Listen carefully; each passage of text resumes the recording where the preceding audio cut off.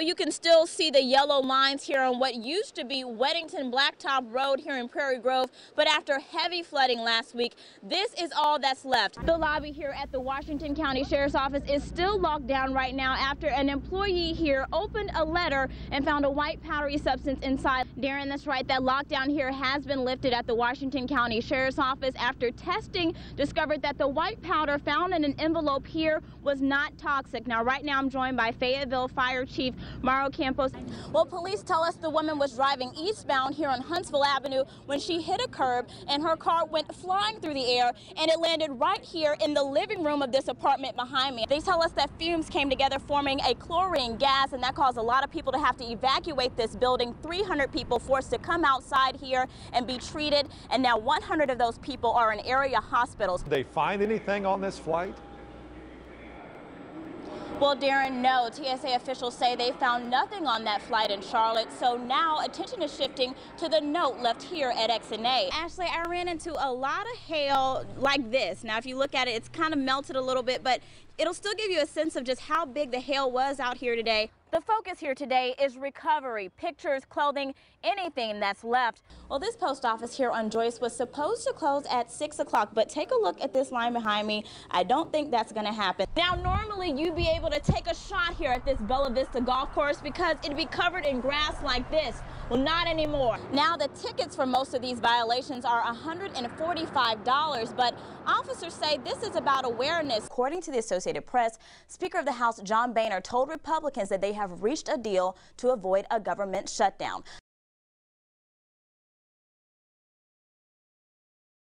We begin tonight with new information on a chlorine gas leak which sent nearly 200 Tyson employees to the hospital. It happened at the Berry Street plant in Springdale, and today Tyson answered questions about what went wrong. 5 News reporter Kumasi Aaron is live in Springdale. Kumasi, what did they say? Well, Ashley, Tyson says they're not really sure how those chemicals mixed together to form the chlorine gas, but they did say that human error played a part in it. Now, right now, employees are returning to work at this plant, but there are 41 Tyson employees still in the hospital. Yesterday was a challenging day for Tyson Foods and the team members of our Berry Street plant. Today, Tyson Foods trying to explain how this happened. 300 employees at their Berry Street plant forced to evacuate, and nearly 200 of them sent to the hospital after being exposed to chlorine gas. The specific cause of Monday's accident remains under investigation. Tyson Foods will only say the mixture of 2 chemicals caused the chlorine gas to form. They wouldn't say which ones. They say they had no idea there was a safety risk. We did not know about this. We responded as quickly as we knew something. We were depending on our training to work in this situation. Officials say human error was to blame, as the chemicals are kept in a secure part of the building that few employees have access to and are clearly labeled. We don't let a lot of people in there, only trained personnel. The investigation will tell us how this person got there and were they authorized, were they trained properly. Tyson officials don't know exactly how the gas spread to other parts of the plant, but have their guess. That chlorine gas would have been picked up or could have been picked up by the air intake inside the plant, which turns the air inside the plant to keep it fresh, to keep it cooled. Right now, Tyson says federal agencies have joined in on their investigation, but with nearly 60 employees still in the hospital, they say those team members are their main concern. Our #1 priority right now is for those that are in the hospital is to get them home. Now, Tyson has set up a temporary clinic here at the Berry Street plant with local doctors and nurses for any of their employees that still need some assistance. Live here in Springdale, Kumasi Aaron, 5 News. This is where you'll find 83-year-old Bernice Bishop just about every day, waiting for the Ozark Regional Transit bus in front of her house in Rogers. She depends on it to get to the store for her groceries and medicine. That's the only transportation is the bus. I'd be stranded if I didn't have my bus.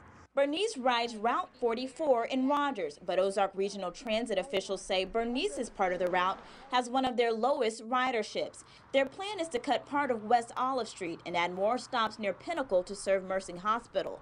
That means Bernice's stop would move 6 blocks away. I thought, I can't walk down here from 24th Street And if they let me off on 24th Street, I don't know what I'd do. If the route changes, this is where Bernice would have to catch the bus, 24th Street and Olive. It's about 3/4 of a mile from her current bus stop, and as you can see, it's a pretty busy intersection. On 24th Street is what my problem is. Bernice's grandson Eric says he's worried that his grandmother may have to walk so far. I don't want her walking, it's too far.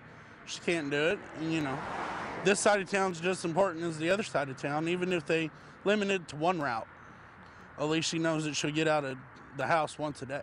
And even on a fixed income, Bernice says she'd even be willing to pay more than her $15 a month to keep on riding the bus. It'd be worth it to me to pay $20 or $25 a month. I'm serious, because that's all I got. In Rogers, Kumasi Aaron, 5 News.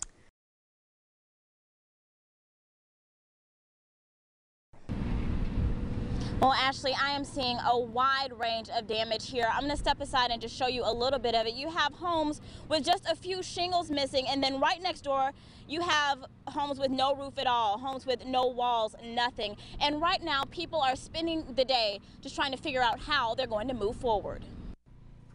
For some here in Clarksville, today is about rebuilding. For others, it's about saving what they can. A tornado swept through this community early Wednesday morning, ripping off roofs and walls. It actually destroyed my kitchen. Richard Perriman says he didn't realize a tornado was headed his way until he turned on his TV. I was actually sitting here in my recliner and I was watching Channel 5 News. He grabbed his flashlight and ran to find his wife. She was asleep in their bed. I grabbed my wife by the hand and I drug her off in the floor. She's still asleep. As soon as she hit the floor, this window exploded. They crouched in this bathroom with the sounds of the tornado overhead. After seeing the damage it left behind, he sends this message to the 5 News weather team. You can tell them I thank them for saving my life, saving my wife's life. Because if it hadn't been for that, I might not be here today. At Jamie Cortez's home, there's no roof and barely any walls. He and his 2 children survived by hiding in this closet, and he says they're lucky. We are alive, so we're okay. The house is all gone, so we're alive. So that's the matter. And in the midst of chaos, bright spots. Richard found his 1967 Camaro just as he left it. My pride and joy is sitting there, not one scratch on it. Now people here in this subdivision are still without power, but across Clarksville, officials tell me they're slowly getting everything turned back on, and they expect everything to be back fully operational in the next few days. Live here in Clarksville, Kumasi Aaron, 5 News. Well, this is where you come register for the Komen Race for the Cure, and it has been busy here today.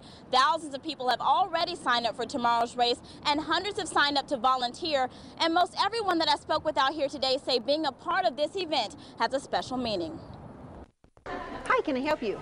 People lined up today to register for the 2011 Komen Ozark Race for the Cure. Organizers say this year there's something for everyone.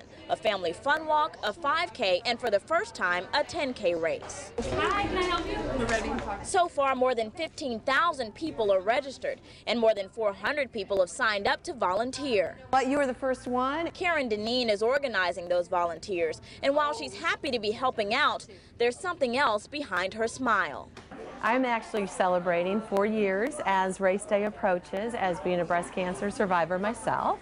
Karen registered for the race 4 years ago as a runner, but before she could lace up, things changed. In between registration and the day of the race is when I was diagnosed with breast cancer.